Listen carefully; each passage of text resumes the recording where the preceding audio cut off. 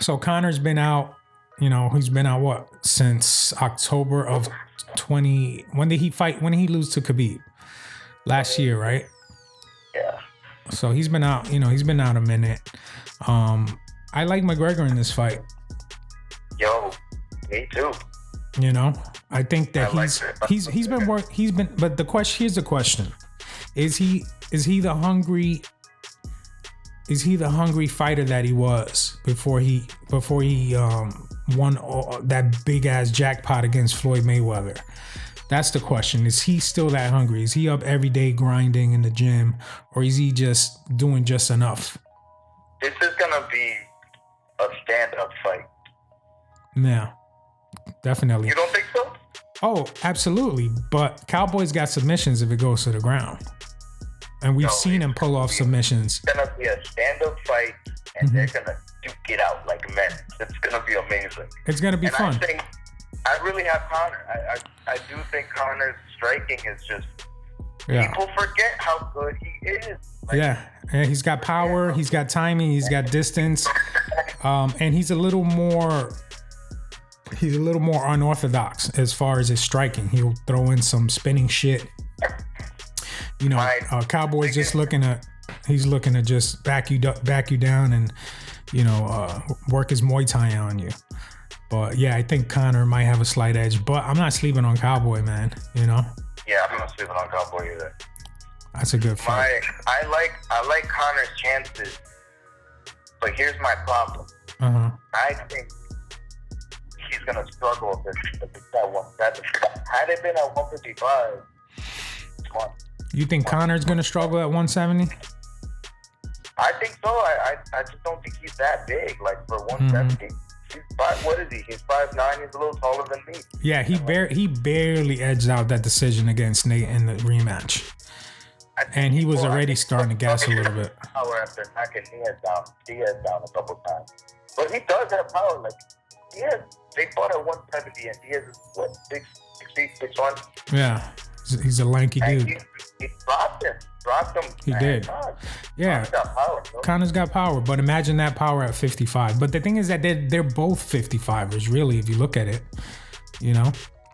I just don't like the fact that Dana's saying, oh, if Conor beats Cowboy, he gets the next title shot at 55. That makes absolutely no fucking sense at all. That's just because he's Conor. You know what I mean? But that's the new. I think Conor beats him. Yeah. Hopefully it goes the distance. Hopefully it goes, 4 or 5 rounds, and we get to see them really fuck each other up and get bloody,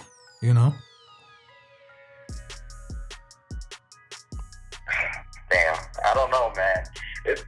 Just Conor, he moves so well. Like, it's very hard to hit him. He really moves very well, but I don't know if the play will come bloody. It might. I would like it. I would like that. But I do give Cowboy the edge if it goes to the ground. I think Conor's ground game isn't that bad. I don't know why people think it. It's good enough to get him out of certain things. Yeah. But I mean, he's not a submission specialist or anything. And Cowboy kind of, he's not a submission specialist either, like Tony, or Damian Maia, but he's pulled off some submission wins. So I give him the edge on the ground. Yeah. So yeah, I'm looking forward to that fight. The next fight card is January 25th, Blades against Dos Santos. That's a fight night card. And man, Dos Santos, he's had his time. He had his couple of wars with Cain Velasquez, and I think that kind of took a lot out of him, but he had some good comeback victories after that. What's one of his most recent fights? Let me see. Let me look up his. He fought Ngannou. Yeah, Ngannou fucking put his lights out, didn't he? He's on a tear. The man's on a mission. He is. Ngannou's on a mission, man. He is. I think Blake. The Nigerians are taking over, bro. Yeah. There's about to be 3 Nigerian champs. Yep. Ngannou's gonna get a title shot. Hopefully next year. next year's Stipe versus DC3. Okay, so JDS fought Ngannou at UFC 215 September of 2017. Yeah. June 29th. Okay, there we go. June 29th. It was at ESPN. Yeah, Ngannou versus. I remember that card too. Yeah, he knocked him out. Yep. First round, 1 minute in. You know, man, there's so many fucking fights. There's so many fights that it's hard to keep track of all of them. You know what I mean? Like, yeah, I think JDS is good. He's really good, and he's got some of the best boxing in the heavyweight division. I think he might have better boxing than Stipe. Not for nothing, but Stipe's got, he's more well-rounded than JDS, but I think JDS has some really sharp boxing. Has JDS fought Reyes? No.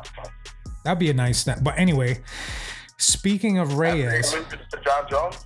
Right. So before we get to that, who do you have? And these are just like some preliminary guesses. I'm not making any official decisions yet until the day before the fights come around. I'm just making some guesses right now. But who do you think has the edge in that fight? Blades versus Dos Santos. Blade. Because it's wrestling. Yeah. Do you think he has power? I think Blade's gonna take him down. Mm-hmm. And if he takes him down, he keeps him down. No. That's a good assessment. But I think Blade's winning that. I think last time Ngannou beat him, he went on a 3-4 fight. He beat him twice. Ngannou just beat him again, which means he's about to go on another win streak. Yeah. I think he's hungry. But JDS also lost to Ngannou, so we'll see what happens there. Yeah, totally. All right, so the next fight is motherfucking John Jones versus Reyes.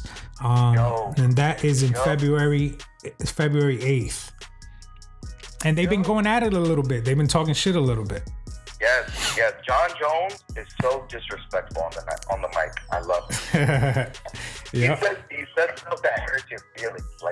Well, he's not phasing Israel Adesanya though with all that shit talk. He literally said, "He's a pussy." Yeah. But it's true though. Like you're gonna start talking shit to the new guy on the scene just because you wanna, get a big money fight going. But the guy's a champ at 185, and you're about to move up to heavyweight, dude. You know what I mean? And so, but he's a tough fighter. Maybe down the road they'll. 2021. Yeah, but it's too soon to be calling out Adesanya. But yeah, I like Reyes. He just knocked out Chris Weidman. A side note, all respect to the Longo guys over there in Long Island. Ray was kind enough to let me film one of his fighters. Shout out to Pampos, who I filmed over there, and really nice guy, Ray Longo. But Chris had his time. He was a dominant champ, but he's been getting some really tough knockouts. Really tough knockouts. And I remember one that I actually attended. I actually got to go see in person was UFC 205, the first card in MSG, when he fought Romero. And that knee, I thought he killed him for a second. That's how devastating that fucking knockout was. And then Chris got knocked out by someone else. Before he got knocked out by someone else too. He got knocked out by Jacare. By who? Jacare. Of all people. So yeah, it's been a tough, and then and here's another thing, like guys, sometimes it might work for them to go up or down a weight class. Like Jose Aldo, who I thought looked like a zombie, but he pulled it off.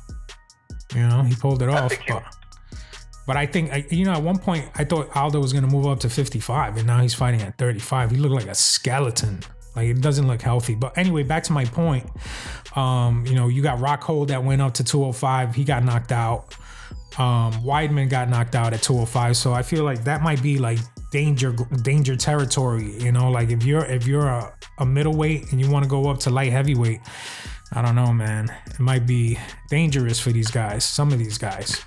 Yeah, but Jacare just moved up to light heavyweight, and even though he lost, he went the full fight. He didn't get stopped. Right. Yeah, he didn't get stopped. And yeah. Blachowicz knocked out Tarkov in the second round. Yeah. You know? Yeah. So it depends. Both of those guys were already on their way out. Like Rockhold is skinny, and I'm glad that he got knocked out. Like, but Weidman, I have respect for Weidman, and he was a great champion. I love that he beat Silva. That was amazing. And twice, like he's been a part of a lot of iconic moments. I just think like it's time to hang him up. You feel me?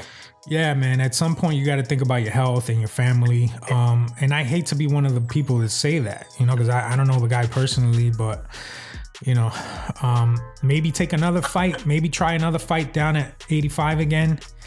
And you know, I don't know. But they can only fight each other. Do a rematch with Rockhold. Why not? You know, but Rockhold's off doing, you know, polo fashion shows and commercials. But yeah, I wouldn't mind seeing those two guys. Maybe had a fight night or something. You know, but Chris just doesn't want to fight in New York. He's like cursed. He's like cursed in New York. But anyway, back to Jones and Reyes. I'm picking the champ. You know, he's been dominant for a reason. He's been unbeatable. That loss on his record was a bullshit technicality that shouldn't even be there. So he's undefeated. And he's just getting better and better. His jiu-jitsu's improving. His striking is improving.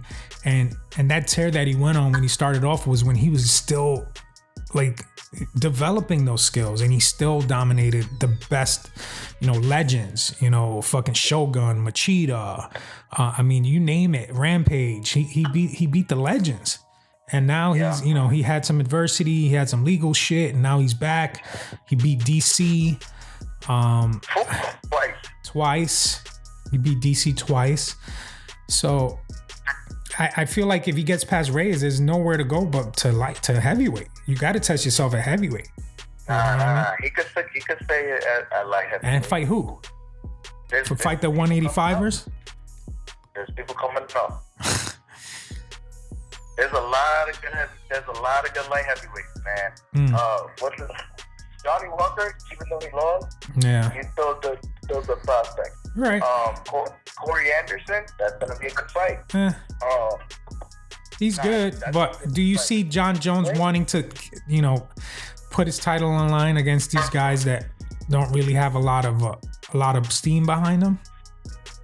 It's just the thing with Corey Anderson is he needs the right opponent, but he is an entertaining fighter. Like the way he knocked out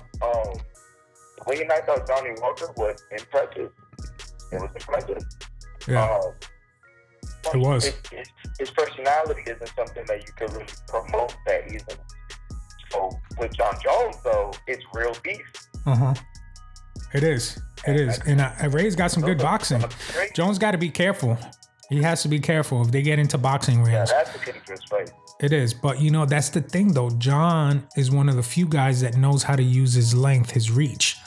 You got guys like, what's that tall dude from the Netherlands? He just lost. I can't remember. Stefan Struve. Thank you. My brain cells are just like slowly deteriorating little by little. I can't remember anything. Stefan Struve, right? He should be using his length and reach better, and he doesn't adapt. But anyway, back to Jones and Reyes. Jones knows how to use his reach, and you know he could time those elbows on you. He'll get you down, drop some elbows, crack you open. He's dangerous, man. So, and his wrestling, is Reyes ready for that wrestling? We'll see. I just don't see how it's kind of one-dimensional. All of his knockouts have been straight left. Right, and John will see that coming from a mile away. You know. Yeah, John Jones he's that good, man. Yeah, he's really that good. Yeah. And Thiago Santos, was a monster, man. A monster. Hey, he went the distance with him. Couldn't take him out. To be honest, to be very blunt, I had Thiago winning that fight. Shout out to Uriah Hall, who was able to stop Santos at middleweight. Let's not forget that. Yeah. Before he went on his tear at light heavyweight.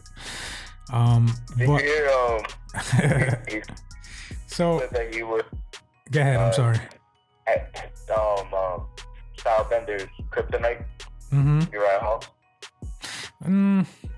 I don't know. I wouldn't mind seeing it, but Uriah's got a lot of work to do to get up there. But I wouldn't mind seeing it. That would be awesome. Just like two fucking like a video game, right? Like a Tekken, like two Tekken characters going at it. You know, it'll be crazy. But Uriah's got some work to do to get up there. That fight and Darren Till, yeah. So the next thing before we get to Khabib and Ferguson is Felder versus Hooker. I like Paul Felder. So that's the one that's in Auckland. So, you know, whether we see Izzy there or not, maybe Izzy will be in the crowd. Who knows? But I would imagine that would be the perfect venue for him. You know what I'm saying? But anyway. It's gonna be in Auckland. What's that? It's gonna be in New Zealand. Yeah, that's what I'm saying. So why not put Izzy on that card? It makes no sense. I don't know. I think it's gonna fight in March. I don't know. So I want Izzy to fight ASAP. Yeah, well, you know, the guy's chilling right now. He's doing interviews. He's mixing it up with, you know, with celebrities. He's doing his thing. He's enjoying the fruits of his labor. I don't blame him. Yeah. The guy could talk the talk. He walks the walk. He backs up his little. He doesn't do a lot of shit talk. He's a humble guy, from what I could see. But he could, you know, when the trolls come out, he knows how to back them down. You know, so that's what I like about Izzy. But back to Felder versus Hooker. Who do you have on? Who do you have edging out this fight? Hooker. You like him? Hooker, and it's like not even a question. Didn't he recently fight? I could have. He fought on the last Stylebender card. I forgot who he fought. Yeah, but he won. Aya Quinta. Oh, that's right. He picked. Yeah, he did. Shout out to Aya Quinta.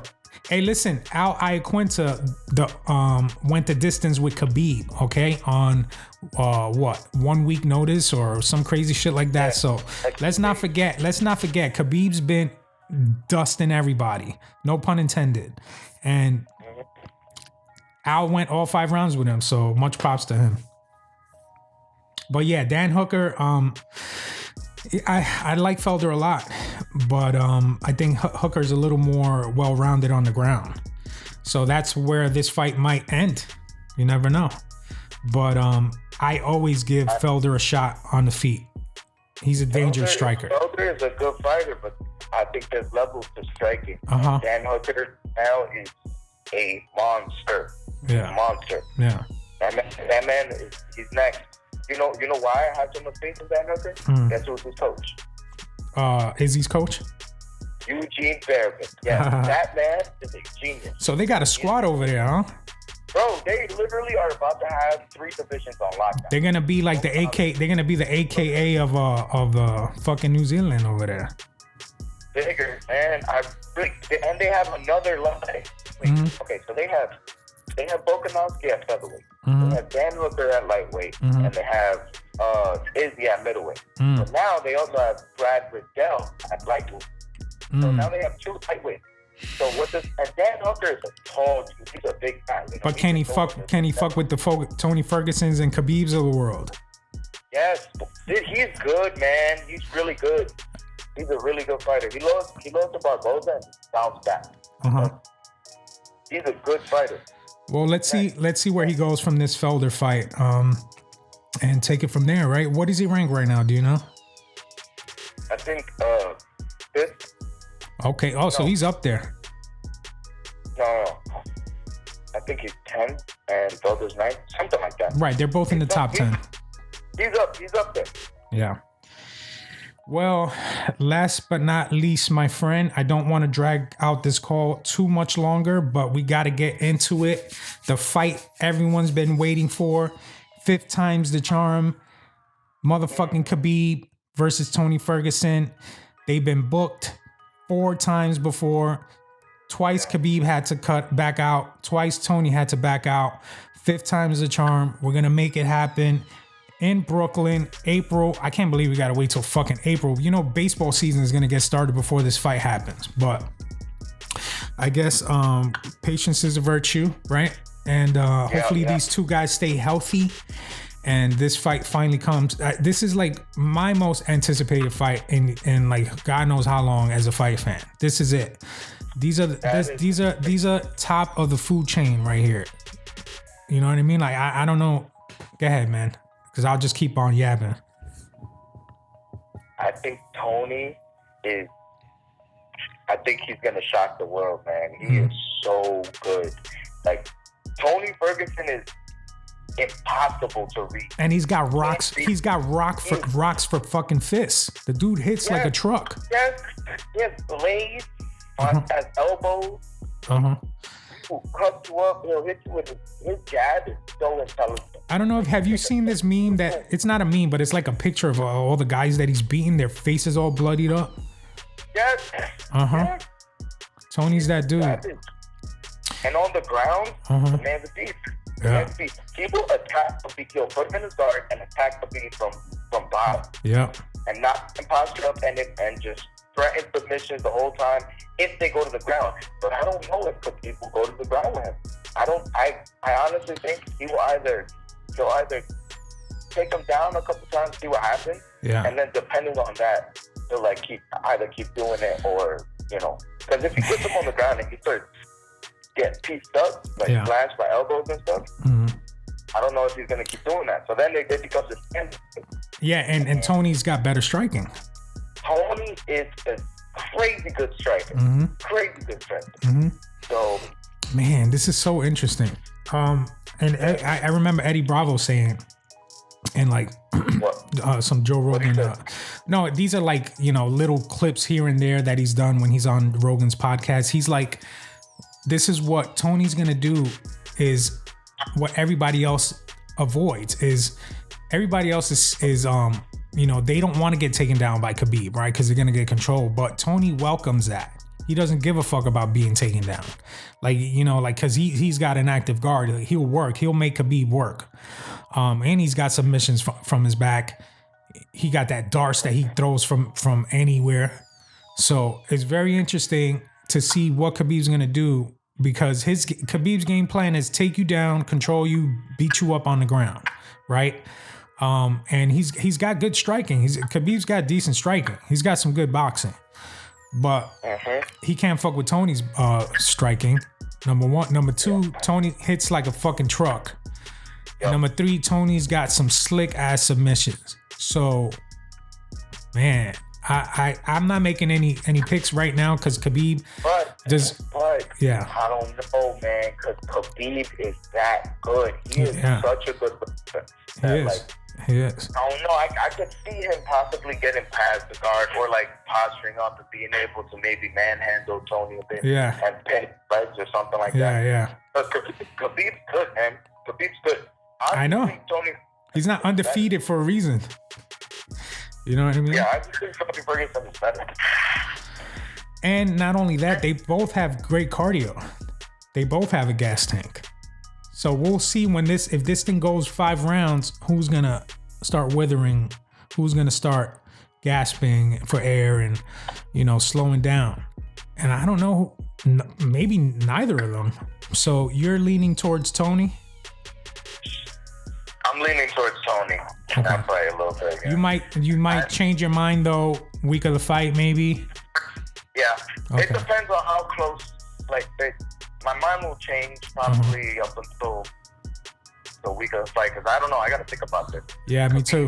He's really good. He's I know. Really, really good. I know. But Tony is on a 13-fight win streak now, and I don't see anybody beating him on the feet. Yeah. So the question then becomes, how is Khabib going to perform in Tony's guard on the ground. Right. Like, and if he postures up, Tony is the type of person that he could just sweep your legs from under you and, you know, do all these crazy submissions. Right. So, can Khabib prepare for to control someone on the ground that slick? If he could do that, then he wins. Yeah. So, that is really the question. That is the question. And I'm not ready to answer that question yet. So I got some more things. If I was the odds maker, I'd probably do like Khabib minus 200. That's not bad. Those aren't bad odds. But yeah, so man, that was a good talk. We went over some good fights, and there's gonna be plenty more. These are just some of the ones that stand out. But 2019 was an amazing year. Some great fights. Not to mention there was some good Bellator fights, but that's just a whole thing on its own. But yeah, I'm looking forward to 2020, man. There's some good fights lined up. And what can I say? This was a great talk. 2020 is gonna be a great year. It is gonna be it is gonna be a great year. Is there any closing comments you want to make? Any shout outs? I will. What I'll do is I'll put your photo up with your Instagram and Twitter handle on the video once it's ready, and give you a good shout out. Thank you to my boy. Shout out to my boy Andrew Yang. Google Andrew Yang. Yang gang. Gang. But thank you for having me, bro. It was a great conversation. Yeah, man. We could do this for hours. You know. Facts. My fucking camera is only set to record 30 minutes at a time, so it's like I gotta stop it every 30 minutes. We went more. I think we went more than an hour. But yeah, that just means that there's a lot of interesting and exciting things going on in the fight game right now, man. So it's good talk. Yes, sir. All right, my man, Jay De La Rosa, thank you for joining us. And hopefully you guys enjoy this video. Thank you. Bye. All right, man. We'll talk soon.